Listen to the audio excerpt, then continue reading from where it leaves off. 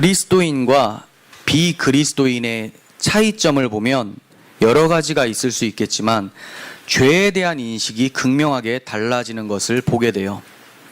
그리스도인은 자신이 죄라는 근원적인 병에 걸려서 스스로 치료될 수 없는 안 좋은 상태, 최악의 상태라는 것을 아는 사람들이고, 비그리스도인들은 죄와 나는 크게 상관이 없다고 생각을 하거나, 혹은 죄와 상관이 있다 하더라도 나의 어떠한 선행을 통해서 그 죄를 덮을 수 있을 정도의 크기라고 생각을 하고 있는 거예요.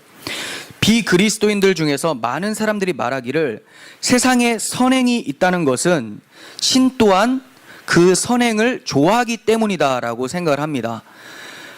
신이 선을 좋아하기 때문에 세상에 선이 있기 때문에 당연히 선행하는 사람들을 신은 기쁘게 받아줄 거고 그 사람들을 구원하실 것이다, 이렇게 얘기를 해요. 철학자들 중에서 그런 말을 많이 하죠.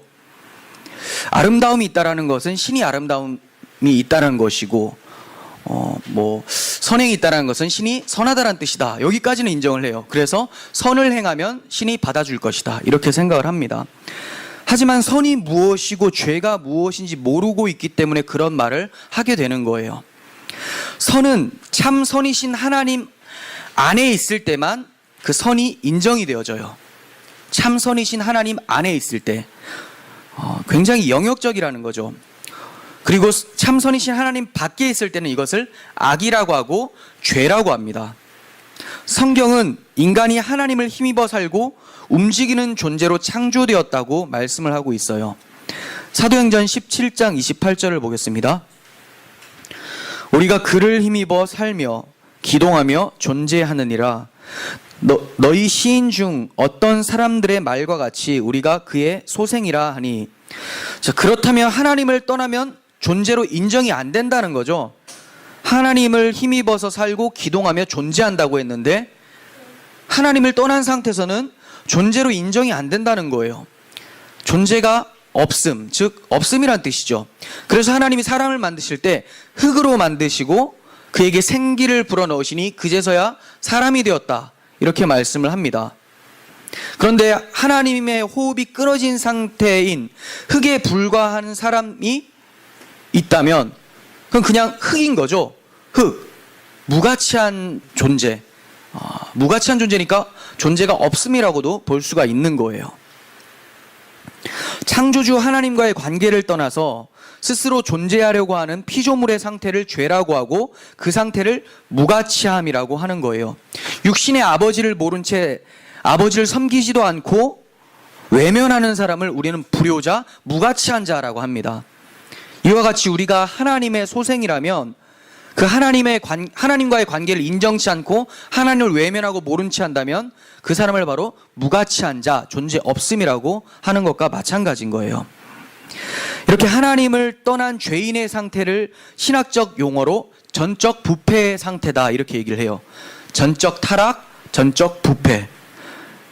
이는 하나님께 나아가려는 시도조차 할 수 없는 전적 부패인 상태를 말을 하는 거예요. 11절 보시면 깨닫는 자도 없고 하나님을 찾는 자도 없다라고 말씀을 하고 있습니다. 깨닫는 자도 없고 하나님을 찾는 자도 없다. 무엇을 깨닫지 못할까요? 자기가 죄인이라는 것을 깨닫지를 못해요. 자기가 죄인인 줄을 모르니까 하나님을 찾을 필요성도 못 느끼고 찾지도 않아요. 스스로 해결할 수 있다고 생각하기 때문에 그렇습니다. 자신이 죄인인지도 모르는 상태에서 하나님을 찾았다라고 하는 사람들도 종종 보게 돼요. 하지만 그것은 하나님이 아니라 자기들의 소원이나 들어줄 하나의 우상을 찾았다라는 말이 되는 거예요. 이 우상 찾아놓고 나는 하나님을 찾았다라고 하는 거죠. 주님께서도 말씀하시기를 건강한 자에게는 의사가 쓸데없고 병든 자에게라야 의사가 쓸데있느니라. 나는 의인을 구하러 온 것이 아니요 죄인을 구하러 왔노라, 이렇게 말씀하셨어요. 건강하다고 생각하는 자, 병이 있음에도 불구하고 정기검진을 받아보지 않아서 자기가 건강하다고 생각을 하는 거죠. 그 의사에게 도움을 구하질 않아요. 자기는 병에 안 걸렸다고 생각하니까. 마찬가지입니다. 모든 사람들이 죄인이라고 성경은 얘기하고 있어요. 의인은 없나니 하나도 없다라고 말씀하고 있습니다. 그런데 자기가 죄인임에도 불구하고 죄라는 병에 걸린지를 모르고 의롭다고 생각하기 때문에 영혼의 의사이신 예수 그리스도를 찾지를 않는 거예요. 깨닫지도 못하고 찾지도 않는 모습이 인간들의 전적 부패의 상태라는 것을 보여줍니다. 성경은 인간이 하나님의 형상대로 창조된 피조물이라고 설명을 하고 있습니다. 창세기 1장 27절에서는 하나님이 자기 형상, 곧 하나님의 형상대로 사람을 창조하시되 남자와 여자를 창조하셨다, 이렇게 말씀을 하고 있습니다. 하나님의 형상대로 만들었다는 말은 하나님과 유사한 점이 있다라는 거예요. 하나님과 유사한 점이 있다. 창세기 1장 31절 보시면 하나님이 지으신 그 모든 것을 보시니 보시기에 심히 좋았더라라고 하면서 인간을 창조하시고 나서 하나님이 심히 좋아하셨다라고 말씀을 하고 있습니다. 왜 그럴까요? 제가 예담이를 보면서 예담이가 저하고 닮은 모습을 보면서 굉장히 좋아해요. 얼굴이 닮았어요. 굉장히 좋죠. 하나님이 왜 심히 좋았을까요?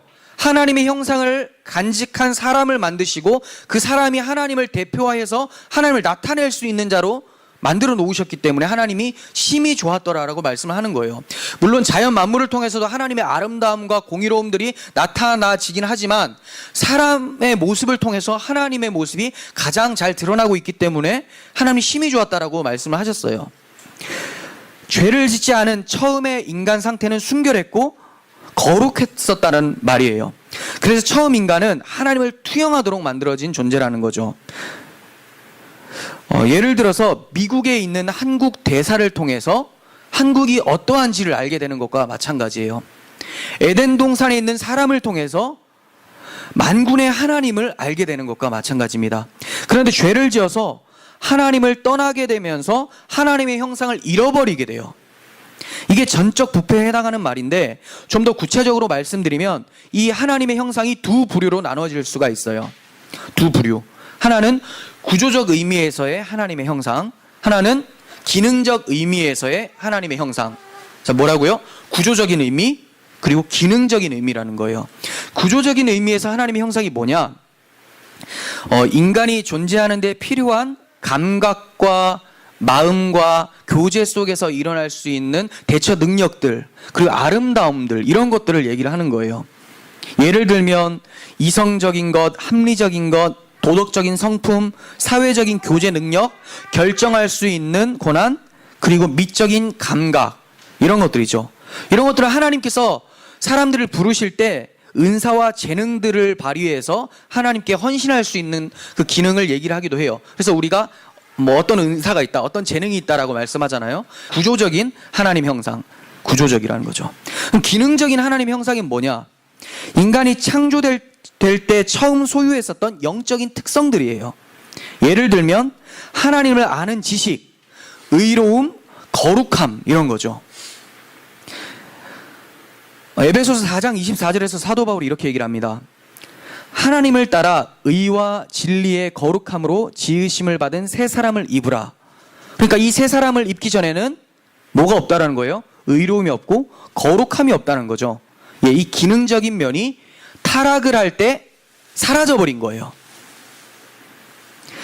인간이 타락하기 전에는 구조적인 형상과 기능적인 형상을 모두 완벽하게 가지고 있었어요. 삶의 전 영역에서 하나님을 닮아 있었고 그 삶 속에서 하나님을 나타내 보이고 있었어요. 그런데 타락하자마자 상실된 게 있었는데 그게 뭐냐? 기능적인 측면이라는 거예요. 하나님의 기능적인 형상은 완전히 상실되어 버렸어요. 완전히 의롭지 못하게 되었고 완전히 거룩함에 이르지 못하게 되었기 때문에 이걸 전적인 부패라고 하는 거예요. 하지만 구조적인 형상은 타락 후에도 남아 있습니다. 그래서 인간들을 볼 때 선행이 있고 따뜻한 정이 있고 아름다운 것들을 추구하는 모습이 나타나고 있는 것이죠. 구조적 기능적 의미를 조금 더 쉽게 설명을 해드리면 예를 들어서 독수리가 있어요. 독수리 날개는 구조적인 형상에 비유할 수가 있겠죠. 구조예요. 구조. 날개가 있어요. 근데 날개가 있으나 날 수 있는 능력은 뭡니까? 기능적인 형상으로 말씀을 드릴 수가 있다는 거예요. 날개는 있는데 날지를 못해요. 독수리가 아니라 닭이에요. 닭. 그러니까 독수리에서 죄를 범하고 닭으로 전락되어진, 그러니까 새는 새인데 조류로 분류는 되는데 날지 못하는 조류. 먹어야 되는 거죠. 마찬가지입니다. 하나님께서 하나님을 알 수 있는 지식을 주셨는데 그것을 상실해버린 채 온갖 은사들, 재능들은 다 가지고 있어요. 그러다 보니까 이 재능들을 어디다 사용할까요? 하나님을 쏙 빼놓은 상태로 나를 위해서 어떤 재능들을 사용하고 무엇을 이루려고 시도를 하게 되는 거죠.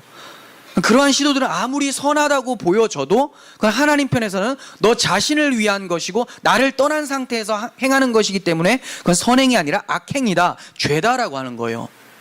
우리가 생각할 때는 다른 사람들 도와주고 불쌍한 사람들 위로해주고 이런 것들이 선행이라고 볼 수가 있어요. 그렇지만 이건 구조적인 의미에서는 선행이지만 기능적인 의미를 뺀 상태에서 선행이기 때문에 하나님 보시기에는 악행이라는 거예요. 이해가 가십니까? 알맹이는 쏙 뺀 상태로 껍데기만 행한다라는 것이죠. 죄를 히브리어로 하마르티아라고 해요. 하마르티아. 화살이 관역에서 빗나가다라는 뜻이에요. 관역이 어딜까요? 하나님이죠. 네. 화살을 쏘는데 관역에서 빗나가요. 오히려 관역이신 하나님을 등진 채로 쏘니까 계속해서 빗나가는 거죠. 그런데 인간들은 관역이 아닌 곳에서만 쏘고 있으면서도 내가 일단 쏘고 있으니 그게 선행 아니냐라고 말을 하고 있는 거죠. 하나님 안에서 선을 행해야 되는데 하나님 밖에서 무엇인가를 많이 행해놓고 이게 선 아닙니까? 라고 할 때 하나님이 네 화살이 관역을 다 빗나갔느니라 이렇게 말씀하는 거예요. 이러한 선행 아닌 선행을 하나님은 바울을 통해서 이렇게 평가를 하고 계세요. 13절부터 보겠습니다. 그들의 목구멍은 열린 무덤이요 그 혀로는 속임을 일삼으며 그 입술에는 독사의 독이 있고 그 입에는 저주와 악독이 가득하고 그 발은 피 흘리는데 빠른지라 파멸과 고생이 그 길에 있어 평강의 길을 알지 못하였고 그들의 눈앞에 하나님을 두려워함이 없느니라 함과 같으니라. 네, 하나씩 살펴보겠습니다. 하나님 떠난 상태에서 무슨 일을 하는 모든 사람들의 모습을 하나님이 목구멍이 열린 무덤 같다, 목구멍이 열린 무덤 같다 이렇게 말씀을 하고 있어요. 왜 이렇게 표현하고 있냐면 유대인들은 시신을 바위 굴에다가 넣어서 장사를 지냈어요. 그러다가 시체에 살이 다 썩어지면 뼈만 간추려서 조상들의 뼈가 있는 곳에 모아둡니다. 그리고 그곳에 다른 시신을 다시 장사 지내고 또 썩으면 또다시 뼈만 간추리고 조상들의 뼈 놓는 곳에 모아둔다라는 거예요. 이렇게 시체가 썩을 때까지 놓아두는 그곳, 돌로 문을 막고 있어요. 근데 그 돌문을 옮겨놨을 때, 열었을 때 냄새가 어떻겠습니까? 시체 썩는 냄새가 나겠죠. 악취가 납니다. 우리들의 목구멍이 이 열린 무덤과 같다라고 평가를 하고 있는 거예요. 목구멍에 붙은 것이 혀죠. 그 혀로 사람을 속이고 심지어 하나님까지 속이려고 들어요. 그 혀를 저장해 놓고 있는 입술은 독사의 독이라고 얘기를 합니다. 독사의 독이라고 하니까 우린 독사라고 하면 에덴 동산의 뱀을 떠올리게 돼요. 사람을 유혹해서 결국 패망의 길로 인도하는 역할을 입술이 하고 있는 거죠. 그 입에는 저주와 악독이 가득하다라고 합니다. 그리고 이러한 악을 머금고 있는 것들을 실어다 나르는데 최선을 다하는 것이 뭡니까? 발이에요, 발. 생명을 살리는 데는 한 발자국도 못 움직이면서 피 흘리는 데는 우사인 볼트도 울고 갈 정도의 속도를 가지고 있어요. 따라올 자가 없습니다. 말만 하면 사람을 패망의 길로 가게 해요. 왜 그렇습니까? 사람들은 하나님을 떠난 상태의 사람들은 다 자기들 안에서의 기쁨을 추구하려고 얘기하지 하나님께 나아가도록 하지 않죠. 오히려 하나님을 외면하고 잊혀지게끔 만드는 것이 사람들의 말이에요. 모두나 인문학을 보십시오. 하나님은 절대로 들어가지 않습니다. 그 상태에서 기쁨을 추구하려고 하다 보니까 피 흘리기에 빠른 발이 되는 것이고 그 입술에는 악독이 가득하고 독을 머금은 그런 소리가 나오게 되는 거예요. 결국 그러한 속도를 가진 채로 파멸과 고생의 길로 달리다가 심판을 받게 되는 거예요. 목구멍에서 혀, 그리고 입술, 입, 그리고 발 어디로 점차 옮겨가게 됩니까? 외부적으로 점차 옮겨가게 되죠. 이것은 인간들 안에 있던 것들이 밖으로 나오게 될 때 선한 것이라고는 조금도 찾아볼 수 없다라는 것을 설명을 하고 있는 거예요. 마태복음 15장에서 주님께서도 이렇게 말씀하십니다. 입에서 나오는 것들은 마음에서 나오는 것이다. 이것이야말로 사람을 더럽게 하느니라. 마음에서 나오는 것은 악한 생각과 살인과 간음과 음란과 도둑질과 거짓 증언과 비방이니 이렇게 얘기를 해요. 마음에서 이러한 것들이 나오니까 입으로 악한 말들이 나오게 되는 것이죠. 세례요한이 바리새인들이 세례를 받으려고 나올 때 독사의 자식들아 이렇게 외칩니다. 왜 그럽니까? 그들이 겉으로는 율법을 잘 지키고 있지만 스스로를 어떻게 생각합니까? 의롭다고 생각을 하고 있는 거예요. 스스로 의롭다고 생각하는 그 마음이 하나님께서 보실 때는 교만한 마음이고 하나님을 떠난 악한 마음, 죄인이다 이렇게 말씀을 하고 있는 거죠. 독사의 특징이 그렇습니다. 뱀의 특징이 그래요. 마귀가 어떻게 생각을 합니까? 자기가 의롭다고 생각을 해요. 자기가 최고라고 생각을 합니다. 그래서 독사의 자식들아라고 하는 거예요. 자신들이 죄인이라고 여기지 않고 스스로 의롭다고 생각하며 하나님의 의를 무시하는 그러한 모습을 하나님께서는 독사를 그대로 떼닮았다 이렇게 얘기를 하고 있는 것이죠. 주님께서는 이들의 마음 상태를 시멘트로 발라놓은 무덤과 같다 이렇게 표현하고 있어요. 마태복음 23장 27절 보겠습니다. 화 있을진저 외식하는 서기관들아 바리새인들아 회칠한 무덤 같으니 겉으로는 아름답게 보이나 그 안에는 죽은 사람의 뼈와 모든 더러운 것이 가득하도다. 무덤을 시멘트로 발라놨어요. 하얗게 칠해놨습니다. 깨끗해요. 겉으로 볼 때 깨끗한데 열어보면 뭡니까? 무덤이라는 거예요. 악취가 나는 것이죠.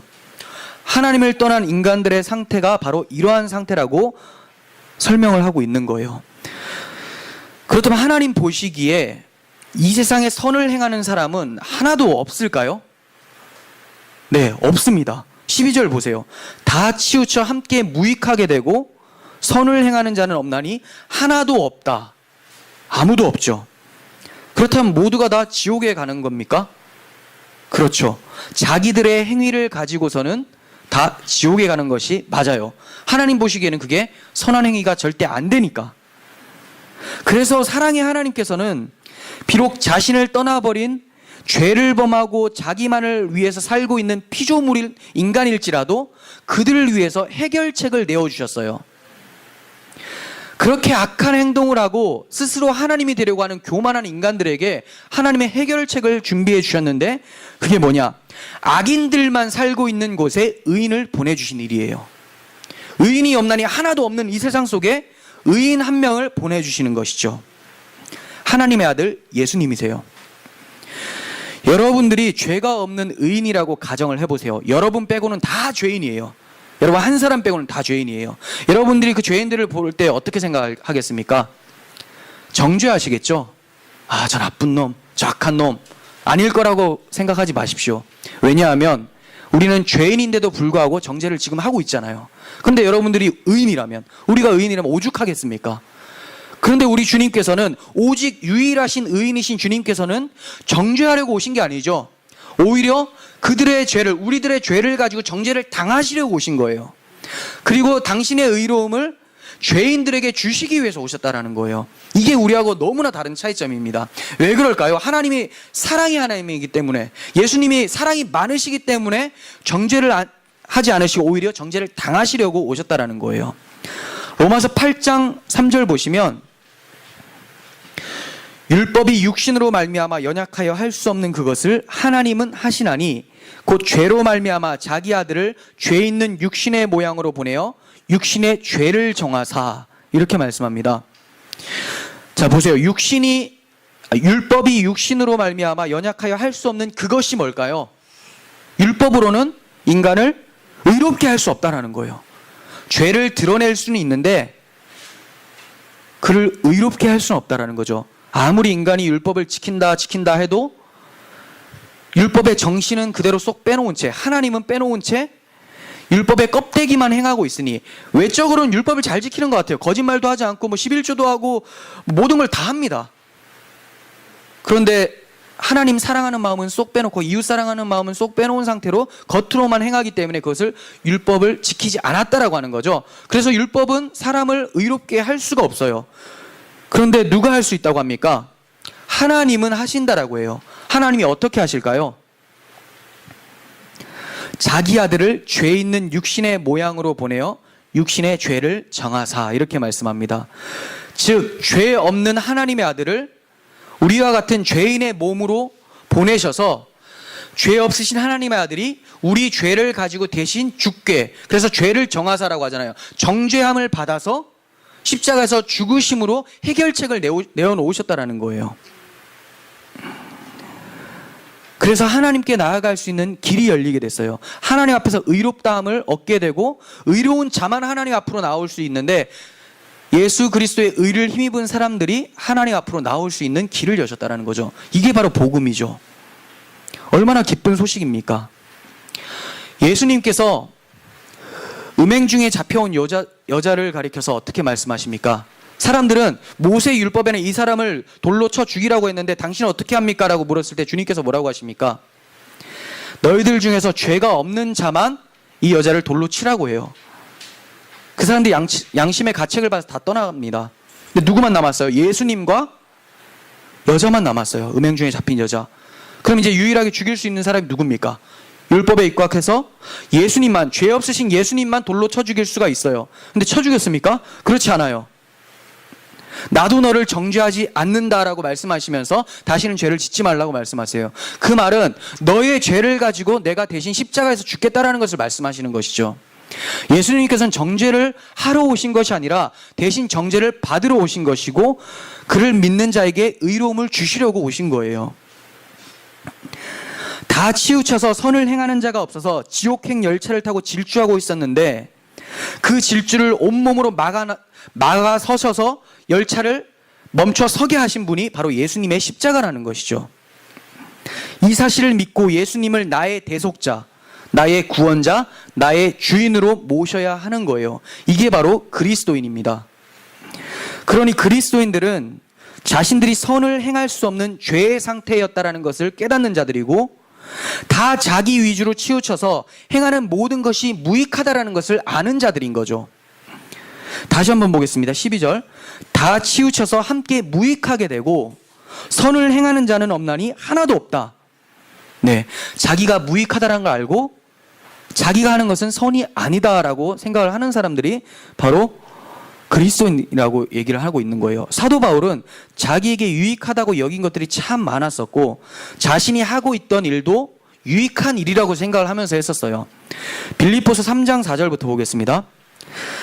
그러나 나도 육체를 신뢰할 만하며 만일 누구든지 다른 이가 육체를 신뢰할 것이 있는 줄로 생각하면 나는 더욱 그러하니라. 이게 무슨 말이냐면, 너희들이 육체적인 것, 뭐 학벌이나 돈이나 명예 이런 것이 있다고 생각한다면 나는 너희들보다 더 많다, 이 얘기예요. 육체를 정말 신뢰한다는 것이 아니라 너희가 육체를 신뢰하면서 그것을 자랑한다면 나는 더 내어놓을 게 더 많다, 이 얘기를 하고 있는 거죠. 그러면서 설명합니다. 5절에서 나는 8일 만에 할례를 받았고, 자, 9일도 아니에요. 7일도 아닙니다. 정확하게 율법대로 8일 만에 할례를 받았어요. 이스라엘의 족속입니다. 하나님의 택한 족속이죠. 베냐민 지파예요. 유다 지파도 아니고 베냐민 지파인데 왜 이렇게 얘기할까요? 사울 왕이 났었던 지파죠. 예, 베냐민 지파. 왕족이라는 거예요. 히브리인 중에 히브리인이다. 그리고 율법으로는 바리새인, 율법 잘 지키기로 소문이 났다는 거죠. 열심으로는 교회를 박해했어요. 어느 정도냐면 사람을 죽이면서까지 앞장섰었던, 하나님을 위한 열심이라면 최선을 다했었던 사도 바울이었다고 얘기를 합니다. 율법의 의로는 흠이 없는 자다. 무슨 말입니까? 율법 껍데기로 봤을 때 정말 율법을 지킨 자가 아니라 겉으로 봤을 때는 율법을 모두 다 지킨 사람이었다라고 얘기를 하는 거예요. 얼마나 내어놓을 게 많습니까? 그런데 그가 예수님을 영접하고 나서 인식이 달라져요. 자기가 예전에 내어놓았었던 자랑거리들이 어떻게 보여집니까? 똥처럼 보여지는 거죠. 배설물처럼 여기게 된 거예요. 7절부터 보겠습니다. 그러나 무엇이든지 내게 유익하던 것을 내가 그리스도를 위하여 다 해로 여길 뿐더러, 자, 이런 것들을 가지고 있으면 교만에만 차고 하나님을 업신여기게 될 수 있는 위험 요소라고 여기고 있다는 거예요. 또한 모든 것을 해로 여김은 내 주 그리스도 예수를 아는 지식이 가장 고상하기 때문이다. 고상하다라는 것은 뭐 내숭 떨고 이런 걸 말하는 게 아니라 지극히 높다라는 거죠. 내 주 예수 그리스도를 아는 지식이 가장 높기 때문에 내가 그를 위하여 모든 것을 잃어버리고 배설물로 여김은 그리스도를 얻고, 그것을 아무것도 아닌 것으로 여기는 자가 어떻게 됩니까? 그리스도를 얻게 돼요. 그리스도의 필요성을 깨닫게 되니까. 그 안에서 발견되려 함이니 주님 안에서 사도 바울이 발견되게 한다는 거예요. 내가 가진 의는 율법에서 난 것이 아니요 오직 그리스도를 믿음으로 말미암은 것이니 곧 믿음으로 하나님께로부터 난 의라. 네, 아까 율법이 하지 못하는 그 의, 그거는 버린 거죠. 율법이 줄 수 없기 때문에. 그래서 어디서부터 얻었다고 합니까? 하나님께로부터 난 의, 예수를 믿음으로 찾아온 그 의, 예수 그리스도의 의를 자기가 가지고 있기 때문에 세상에 그 어떠한 자랑거리도 자기의 자랑이 안 된다는 거예요. 자기가 자랑할 것이 있다면 예수 그리스도의 십자가만을 자랑하겠다고 사도 바울은 얘기를 했었습니다. 예수님을 믿는 자라면 자신이 무익한 자라는 것을 아는 자예요. 내가 가진 것도 다 무익하고 내가 행하는 것도 전혀 유익이 없다라는 것을 아는 자입니다. 죽도록 충성하고도 자기가 무익한 자라고 고백하는 것이 성도의 고백이에요. 나 된 것은 다 하나님의 은혜로부터 된 것임을 알기 때문에 스스로를 자랑할 수가 없어요. 무엇을 하고 나서도 하나님의 은혜 때문에 내가 이 일을 행하였군요, 하나님 감사합니다 하면서 하나님을 또 자랑하게 되죠. 무언가 그리스도인들을 많이 하면 할수록 누가 높아집니까? 자기 안에 역사하시는 하나님만 높아져요. 근데 오늘날 그리스도인들은 어떤 모습을 하고 있습니까? 무언가를 많이 하면 할수록 자기의 목만 딱딱해지고 자기만 높아지죠. 그것을 알아보지 못하는 목사님들에게 답답해하면서 어떻게든 자기가 했다는 것을 나타내기 위해서 슬쩍슬쩍 흘려냅니다. 여기 깨끗해졌네 막 이렇게 자기가 해놓고 깨끗해졌네 하면 누가 했죠? 뭐 누군가 했겠죠. 그럼 사람들 수소문 끝에 자기가 했다는 걸 알게 되고 끝까지 몰라주면 서운해가지고 목사님한테 삐지고, 이게 지금 오늘날의 많은 그리스도인들의 모습 아닙니까? 그리스도인이라고 하는 사람들 중에서 자기가 유익하다고 생각하는 사람들이 많기 때문에 이런 모습이 나타나는 거예요. 만약에 자기가 유익한 자라고 생각을 한다면 이 사람들은 유대인들의 잘못된 모습을 그대로 답습을 하고 있는 거예요. 유대인들은 자신들을 의롭다고 여겼어요. 왜냐하면 이방 나라에 주시지 않은 율법을 자신들은 받았기 때문에 율법을 주신 이유를 어떻게 생각을 했을까요? 우리가 율법을 지킬 수 있는 자기 때문에 하나님이 주셨다, 이렇게 여긴 거예요. 그게 아닌데 율법을 주신 목적이 뭡니까? 율법에 비추어 보니까 죄인이라는 것을 드러내기 위해서 주신 거죠. 너 이제 큰일 났다, 너 이제 죄인이야, 하나님 앞에서 심판받아야 돼, 이거 알게 하기 위해서 율법을 주신 거예요. 그런데 이들은 율법을 극복해 보려고 한 거죠. 바울은 율법을 그리스도께로 인도하는 초등교사라고 했어요. 초등교사. 즉 율법으로 죄를 깨닫게 되고 그 죄를 대속해 주실 수 있는 구원자 예수 그리스도를 대망하도록 주신 것이 바로 율법이라는 거예요. 율법을 통해서 자기가 죄인임을 깨닫고 죄를 처리해 주실 예수 그리스도를 바라보게 하는 것이 율법의 목적이었죠. 이렇게 구약 시대에도 율법이 아닌 예수님을 바라보게 하는 장치가 있었어요. 그게 바로 성막입니다. 흠없는 짐승의 희생이 없이는 결코 하나님을 만날 수 없는 죄인이라는 것을 알라고 주신 거예요. 그래서 율법을 통해서 십계명을 내가 못 지키는 자구나 알게 되고 성막에 가서 흠없는 어린 양을 잡고 제사를 드림으로써 성소로 나아갈 수 있도록 해주는 그 기능을 성막에 했었던 거예요. 즉 예수님의 역할이죠. 성막에서 제사하면서 감사해야 하고 흠없는 짐승이 의미하고 있었던 실체인 어린 양 예수 그리스도를 바라보게끔 하는 것이 성막의 역할인데, 이 성막의 역할조차도 이들이 왜곡하고 있었어요. 성막을 어떻게 생각을 했을까요? 이 어린 양이 아니면 나는 하나님께로 나아갈 수 없는 죄인이구나, 이거 알라고 주신 거잖아요. 하나님을 만날 수 있는 통로로. 근데 이들은 내가 율법을 잘 지켰는데 지키다가 하나 실수해서 못 지키면 심판받아야 되는데 성막에 가서 이 죄를 다 처리하라고 주셨고, 여기까지는 비슷해요. 그리고 나서 또다시 율법을 잘 지켜서 행하고 못하면 또 이 성막이 있으니까 어린 양이 대신 죄값을 처리해주고, 계속해서 율법을 극복하는 방향으로 성막을 해석을 한 거예요. 이해가 됩니까? 이게 맞는 것 같습니까? 이거 맞는 것 같게 여겨지면 안 돼요. 율법을 막 지켜서 하나님처럼 의로워져야지, 이렇게 해서 율법을 생각하시면 안 됩니다. 오늘날의 기독교인들 중에서 이렇게 율법을 생각하는 사람들이 참 많아요. 예수님은 내 죄를 처리해 주시는 분이에요. 나는 끊임없이 율법에 도전을 하고 실패하면 아유 주여 용서해 주세요라고 하면 이 죄를 다시 처리해 주시고 다시 무거운 짐을 안고 또 다시 도전을 하는 거예요. 의로워져야지. 율법을 잘 지켜서 하나님 앞에 떳떳하게 내 의를 가지고 서봐야지. 그러다 넘어지면 예수님 감사합니다. 내 죄를 처리해 주셔서. 그럼 예수님은 어떻게 됩니까? 자기 죄를 처리하는 잔반 처리반밖에 안 되는 거예요. 하나님 앞에 율법의 의로 서게 됩니까? 아니잖아요. 하나님 앞에서는 예수 그리스도를 믿는 의로움으로 서게 되는 거예요. 그럼 율법은 뭡니까? 이것을 아는 자가 예수 그리스도의 의가 십자가를 통해서 왔다는 그 사실에 너무나 감격스러워서 율법이 하나님의 뜻이지 않습니까? 나를 사랑하시고 죽기까지 사랑하신 그 아버지의 뜻을 행하고자 하는 마음 때문에 구원받으려고 하는 것이 아니라 구원받은 감격이 너무나 커서 아버지의 뜻대로 살고자 하는 마음 때문에 하는 것이 율법을 지키는 행위예요. 이해가 가시죠? 그러니까 율법이 무겁지가 않아요. 구원받으려고 발버둥 치는 행위가 아니기 때문에. 구원은 예수 그리스도의 의로부터 주어지는 것이고 그 의를 가진 자는 율법을 행하는 모습이 자발적으로 열매 맺어 나타난다라는 것을 말씀하는 겁니다. 유대인들은 완전 잘못 생각하고 있었죠. 계속해서 율법에 도전하라고 하나님이 성막까지 마련해 주셨다고 생각을 하고 있었던 거예요.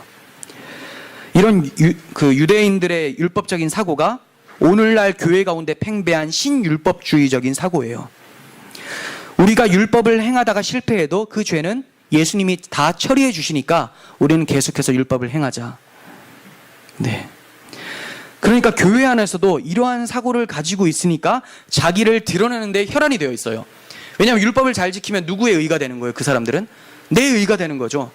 실수를 하면 예수님이 처리해 주고 또다시 지키고 잘 되면 내 의가 되고, 그러다 보니까 사람들 앞에서도 자기 의를 드러내려고 혈안이 되어 있어요. 그런데 자기를 드러내는 데 걸림돌이 되는 사람들이 종종 등장을 하게 돼요. 내가 새벽 기도를 한 2시간을 하는데 어떤 사람이 3시간 하는 사람이 등장을 했어요. 걸림돌이 되는 거죠. 나보다 더 의롭네? 그래서 막 미워가지고 저 사람들한테 가서 저 사람 새벽 기도는 열심히 하는데 원래 삶은 저렇고 이렇고 막 얘기를 하다가 막 이간질을 하다 서로 싸우고, 어떻게든 자기보다 많이 하면 안 돼요. 자기가 2만 원을 헌금했는데 어떤 사람은 5만 원을 했어요. 야, 저 인간이 원래 뭐 밤에는 나이트를 가는 사람이고 막 어떻게든 이상한 소리를 내고 막 얘기를 합니다. 왜냐하면 자기 앞에 걸림돌이 되니까. 내 의를 높이는 데 있어서 이 사람은 너무 높은 산이에요. 근데 사실 그런 사람이 생겨날수록 오히려 감사하면서 그 사람을 축복해 줘야 되죠. 자기를 높아지지 않게 하는 사람은 감사한 사람이에요. 자기의 부족함을 보게 하는 사람은 생명의 은인이죠. 왜냐하면 자기가 낮아져야지만 예수 그리스도를 볼 수 있기 때문에 그래요. 하나님을 만날 수 있는 사람은 심령이 가난한 사람이에요. 그렇게 의로워져서 높아져 있는 사람이 어떻게 하나님을 찾겠습니까? 무엇보다도 내가 높아지려는데 가장 방해물이 누굽니까? 예수님이에요. 성경에서는 걸림돌이라고 하죠. 거치는 바위다. 그러니까 이런 사람들은 그 예수님이 자기를 걸려 넘어뜨리려고 하니까 그 예수님을 자기 앞에서 제거를 해버립니다. 어떻게 제거를 할까요? 마음속에서 지워버리고 그 예수가 아닌, 성경적 예수가 아닌 자기의 의로움을 충분히 나타내줄 수 있는 다른 예수를 갖다 놓고 예수님이다라고 하는 거죠. 교회 안에 이런 내용들이 너무나 팽배하니까 주여라고 외치는데 그 주여가 서로 달라요. 어떤 사람은 술이 주여가 될 수도 있고 술주차, 어떤 사람은 진짜 주님일 수도 있고, 어떤 사람은 자기 욕망을 극대화시켜주는 그 사람이 주님이라고 생각할 수도 있고. 성경적 예수는 우리를 계속해서 꺾어버리시는 것이 예수님이죠. 나는 부족하구나. 근데 꺾어주시는 데서 끝나는 것이 아니라 너는 부족하지, 그러니까 내가 너를 위해서 일을 할게 라고 하시는 그분이 성경에 말하는 예수 그리스도인데, 사람들의 타락한 심령에서는 그 예수를 받아들이는 것이 쉽지가 않아요. 자존심 상하잖아요. 나도 할 수 있는데, 나도 마치 의로울 수 있는데, 십계명을 하나부터 끝까지 다 잘 지킬 수 있을 것 같은데 예수님이 계속 아니라고 하니까 그 예수님은 마음에 들지 않는 거예요. 근데 생각을 해보세요. 십계명 중에서 사도 바울이 잘 지키다 걸린 게 하나 있었어요. 뭔지 아세요? 10번째 계명이죠. 다 잘 지킬 수 있어요. 뭐 하나님 외에 다른 신 섬기지 말라 하니까 뭐 다른 데서 제사 안 드리고 하나님만 뭐 예배하고 막 이런 사람들도 있고, 뭐 부모를 공경하니까 열심히 공경하는 사람도 있고, 남의 것을 도둑질하지 말라니까 도둑질 안 해요. 살인하지 말라 안 했습니다. 근데 사도 바울이 어디서 걸렸습니까? 남의 것을 탐하지 말라. 이거는 행위가 아니라 마음의 지금 움직임을 얘기를 하는 거잖아요. 탐심이 있는데 어떡해요? 저걸 갖고 싶은데, 저렇게 되고 싶은데, 탐심이 있는데 여기서 걸려 넘어지는 거죠. 사도 바울은 이렇게 얘기를 합니다. 탐심이 곧 우상숭배니라. 즉 탐심을 가졌다면 1계명을 범하는 거죠. 하나님 왜 다른 신을 섬기지 말라 범한 거예요. 모두가 다 넘어질 수밖에 없습니다. 예수님이 그렇게 넘어뜨리고 나서 넘어진 상태에서 이제 내가 주는 의를 받아라라고 말씀하고 있는데, 사람들은 자기 자존심이 무너지는 것을 용납을 못하는 거죠. 근데 이게 용납되는 사람들이 혈통으로나 육정으로 난 사람들이 아니라 하나님께로부터 난 자들이다라고 하면서 성령을 받은 사람들이 이걸 아멘하게 되는 것이죠. 아, 주여 오시옵소서. 나는 부족합니다. 나는 못해요.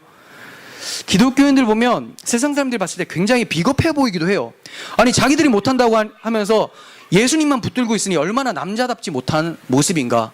근데 진짜 남자다운 모습은 뭐냐면 자기가 아니면 아닌 거를 인정하는 것이 진짜 멋있는 모습이죠. 근데 끝까지 할 수 있다라고 자만하면서 하나님의 심판 앞에 선다는 것이 얼마나 어리석은 행동입니까? 하나님께서 자기 아들까지 내어주시면서 우리에게 손을 벌렸는데 그 손을 쳐버리면서 나는 내 힘으로 서보겠다라고 하는 것, 그게 바로 하나님의 심판을 그대로 받게 되는 모습이라는 거예요. 참 성도는 아무리 자신이 선한 일을 열심히 한다고 해도 그 행함은 내 안에 계신 그리스도의 행위가 나타난 열매임을 고백하는 자들이에요.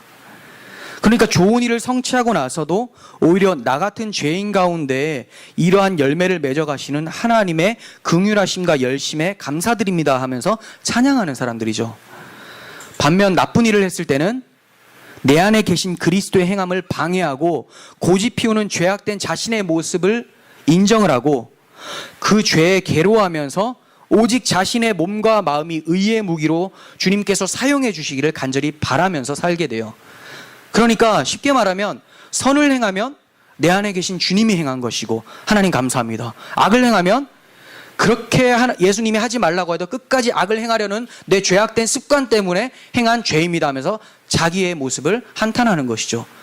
이게 바로 그리스도인이에요. 잘한 것은 하나님의 영광, 못한 것은 내 탓. 그러니까 계속 겸손해질 수밖에 없는 거죠. 영원히 죽을 수밖에 없는 큰 죄를 지은 것이 바로 우리들의 모습이에요. 해결이 안 되는 크기의 모습이었습니다. 대역 죄인이에요. 이 대역 죄인 가운데 기쁨의 소식이 들려지기 시작한 거예요. 예수 그리스도라는 복음, 율법으로는 취할 수 없는 의로움이 그 하나님의 의가 예수를 통해서 우리에게 주어졌다는 거죠. 이 소식이 여러분들에게 기쁜 소식으로 들려지십니까? 죄 아래에 있던 우리를 은혜 아래, 십자가 아래로 불러주신 하나님의 은혜를 묵상해 보십시오. 그렇다면 여러분들의 사라진, 상실된 그 기쁨이 다시 한번 회복되어질 것입니다. 세상엔 악이 난무하고 있어요. 하지만 남의 죄를 탓하기 전에 먼저 내 죄가 태산과 같이 많다, 들보와 같이 꽉 차 있다는 것을 먼저 발견할 수 있는 사람은 하나님의 은혜를 받은 자이기 때문에 하나님께 감사하시길 바랍니다. 성령이 아니고서는 남의 죄보다 내 죄가 먼저 보이는 것은 있을 수가 없어요. 모두가 다 자기 죄는 보지 못하되 남의 티를 보고 들보라고 생각하면서 욕을 하고 비난을 합니다. 하지만 우리 가운데 내 죄가 더 크다고 여기고 있다면 그게 바로 하나님의 은혜의 증거라는 것입니다. 우리는 구원받을 자격이 전혀 없는 자이지만 하나님의 사랑이 십자가를 통해서 우리를 구원해 주셨어요. 이제 우리들의 목구멍과 혀와 입술, 입, 발을 통해서 오직 그리스도 예수의 십자가만이 자랑되어지기를 간절히 소원합니다. 기도하겠습니다. 하나님 아버지, 우리들의 모습은 하나님을 떠난 상태로 기능적인 하나님의 형상을 완전히 상실된 채로 시작이 되었습니다. 하지만 하나님께서는 우리를 지옥의 형벌로 그대로 두신 것이 아니라 자기 아들을 오히려 지옥의 형벌을 내리시고 자기 아들의 대속을 믿는 사람들에게 그 아들의 생명을 허락해 주셨습니다. 이제 우리가 주님 안에서 기능적인 하나님의 형상을 회복을 하고 하나님의 뜻에 맞게 우리가 가지고 있는 은사들, 재능들을 잘 사용할 수 있게 해주신 하나님의 은혜에 감사드립니다. 그럼에도 불구하고 여전히 연약하여서 넘어지기도 하고 유혹에 넘어가서 악을 행하는 우리들의 모습이지만 우리를 포기하지 않으시고 끝까지 우리를 그리스도를 닮는 성숙한 성도의 모습으로 이끌고 가시는 하나님의 손길을 보게 됩니다. 예수 그리스도와 같이 온전히 하나님의 의의 무기로 사용되어지는 우리 모두가 되게 하여 주시옵소서. 예수님의 이름으로 기도합니다. 아멘.